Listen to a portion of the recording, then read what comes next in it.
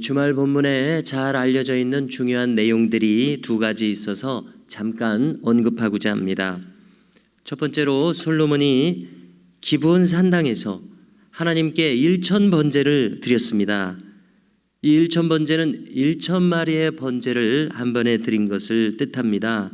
그래서 1천 번인 것처럼 오해가 될 수가 있습니다만은 한 번에 1천 마리입니다. 그래서 하나님께서 소원을 물으시게 되었고, 솔로몬이 구하게 된 소원은 백성들을 좀 잘 다스리고 싶어서 백성들의 재판을 잘할 수 있는 듣는 마음을 주시도록 기도했습니다. 그러자 하나님께서는 크게 기뻐하시면서 이 전무후무한 지혜를 주셨습니다. 참으로 성경에서 큰 교훈을 주는 귀한 장면입니다. 듣는 마음이 무엇이겠습니까? 이것은 타인을 깊이 이해할 수 있는 이해력입니다. 참으로 귀한 것을 구하는 솔로몬이었고, 이에 응수하여 더 크게 역사하신 하나님의 놀라우신 은혜가 나리워지는 참 귀한 장면이었습니다. 그리고 두 번째 장면은 솔로몬이 재판하는 유명한 장면입니다. 여기서 솔로몬의 지혜는 참된 모성애를 가진 사람이 누구인가를 드러내게 함으로써 그 지혜롭게 그 자식을 어미에게 돌려주는 참 놀라운 장면입니다. 이와 같은 지혜로서 온 이스라엘을 다스렸을 것이다, 이런 생각을 하게 합니다. 오늘 본문에 이제 이르러서요, 솔로몬의 왕국 통치를 조력하는 주요 강요들을 소개하고 있습니다. 11명의 강요들을 소개하고, 그 다음에 특별한 것은 12지방 행정관을 세웠습니다. 그래서 이 조직 체계를 공고히 하며 이 왕국을 다스려 나갔습니다. 자, 이러한 조직은 인간이 필요에 따라서 세우는 조직입니다만은 하나님의 도우심과 은혜가 없다면은 왕국의 경영은 어려워질 수밖에 없습니다. 여기서 아버지 다윗 왕의 통치에서 더욱 발전한 대목은 12지방관을 따로 둔 점입니다. 12지파가 아니라 이제 지역에 따라서 12지방관을 두었습니다. 보다 더 조직적인 국가 경영이 이루어지게 한 것입니다. 자, 우리도 이 지상에서 살아가면서 어떻게 하든지 한 조직 이상에는 속하게 되어 있습니다. 우리는 국가에 속해 있습니다. 직장에 속해 있습니다. 신앙적으로는 교회에 속해 있습니다. 또 가정에 속해 있습니다.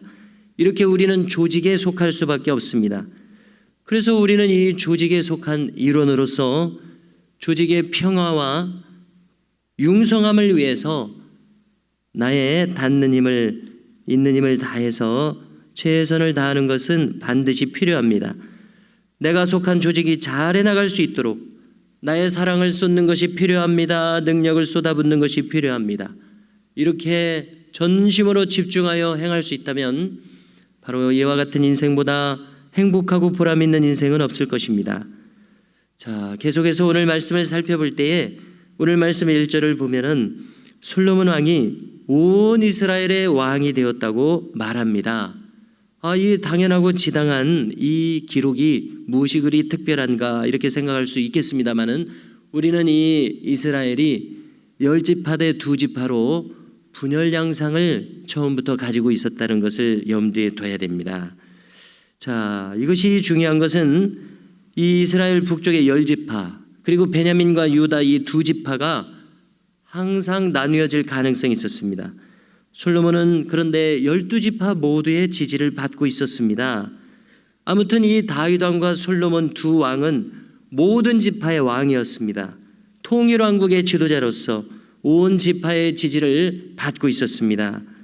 이 점이 참 중요한 것은 솔로몬의 아들로서 차기 왕위를 이었던 인물은 르호보암입니다. 그런데 르호보암은 북쪽 10지파의 지지는 받지 못했습니다. 참으로 이 점이 그래서 모든 지파의 지지를 받는다는 것이 중요합니다. 르호보암은 어리석게도 젊은 사람들의 말만 듣고 원로들의 말을 무시하다가 왕국의 분열을 초래하고 말았습니다. 지혜가 부족했던 것을 알 수 있습니다. 그래서 결과가 안타까운 결과로 이어졌습니다.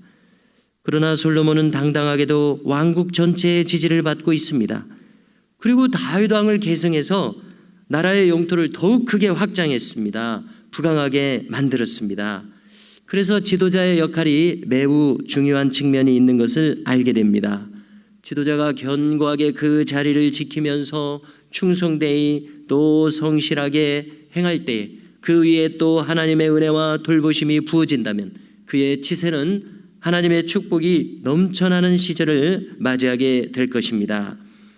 다음으로 솔로몬을 조력했던 많은 관료들을 낱낱이 소개하고 있고 그 중에 두 지방 행정관은 솔로몬의 딸을 아내로 삼고 있다 이렇게 기록해 주고 있습니다. 솔로몬이 즉위한 것은 약 20살쯤이다 이렇게 생각을 하게 되는데요. 이 딸을 이 지방관들의 아내로 줄 정도면 이제 솔로몬의 연령도 40 이상 되지 않았을까. 바로 그 시점에 솔로몬의 관료들을 소개하고 있는 것이 아닌가 이렇게 생각할 수 있습니다. 자, 이 지방 행정관 제도는 다윗 왕과는 다르게 특별하게 세운 제도였는데요. 왕실의 식량을 다달이 나누어서 공급하는 방식을 택했습니다. 이 조력자들이 얼마나 중요합니까? 그들이 자신들이 맡은 지방을 덕으로서 잘 다스리면은 각 지방의 백성들이 평안할 것입니다. 그러면 왕국 전체가 평안할 것입니다. 그러나 이 지방관들이 학정을 일삼습니다. 세금을 착복합니다. 이렇게 하면은 나라의 질서와 기강이 무너지고 점점 그 왕국은 쇠락해 갈 수밖에 없을 것입니다. 왜 지방관들이 이렇게 부정을 행합니까? 그것은 이 왕조의 질서가 바로잡히지 않았기 때문에 그렇습니다. 왕을 두려워하지 않기 때문에 그런 일들이 생깁니다. 그래서 이 왕의 명령이 추호와 같다면은 어떻게 함부로 할 생각을 따로 할 수가 있겠습니까? 그러므로 솔로몬 왕을 돕는 조력자들이 정직하게 충성스럽게 자기 직임을 다하면서 왕의 명령이 서면서 이렇게 지도자를 중심으로 뭉쳐서 행하는 것 참으로 중요합니다. 그래서 이 질서 안에서 흐트러지지 않는 조직이 되는 것 이것이 참으로 필요하고 이 가운데 하나님의 은혜가 더하여진다면 하나님의 놀라운 역사가 그들을 통해서 나타날 것입니다. 마지막으로 솔로몬이 식량을 공급하도록 각 지방 행정관들을 세우지 않았습니까? 이것은 조직을 효율적으로 운영하는 한 측면이었습니다. 또한 분쟁의 소지를 없애기 위해서 공명정대하게 이 책임을 나누어서 운영할 그러한 과제를 잘 수행하고 있습니다. 우리들은 모두 하나 이상의 조직에 속해 있습니다. 다시 거론하듯이 국가, 교회, 가정과 직장 등이 바로 그러한 조직입니다. 우리는 그 안에 한 구성원으로서 내가 어떻게 행해야 할지는 자명합니다. 우리는 내가 속한 곳에서 충성스럽게 헌신하며 또 조직의 유익이 되는 일을 택할 것입니다. 더 나아가서 우리는 신앙을 가졌으므로 어떻게 하면 우리가 내가 속한 이곳이 더 아름다운 모습으로 나아갈까 이렇게 기도하면서 나의 마땅히 행할 바를 구하는 것이 아름다운 신앙인의 모습인 줄로 믿습니다. 그리고 뿐만 아니라 내가 속한 곳에 무엇인가 부족함이 보입니다. 그렇다면 우리는 이것이 기도할 제목으로 나에게 보여주시는 것이요 나의 힘이 닿는다면 내가 그 책임과 짐을 또 감당하는 바로 그러한 성숙한 모습 우리에게 꼭 필요하겠습니다. 오늘도 우리에게 주어진 이 자리를 충성스럽게 감당하면서 하나님과 우리 주변에 또 사람들에게 기쁨이 되는 우리 모두가 되시기를 주의 이름으로 축복합니다.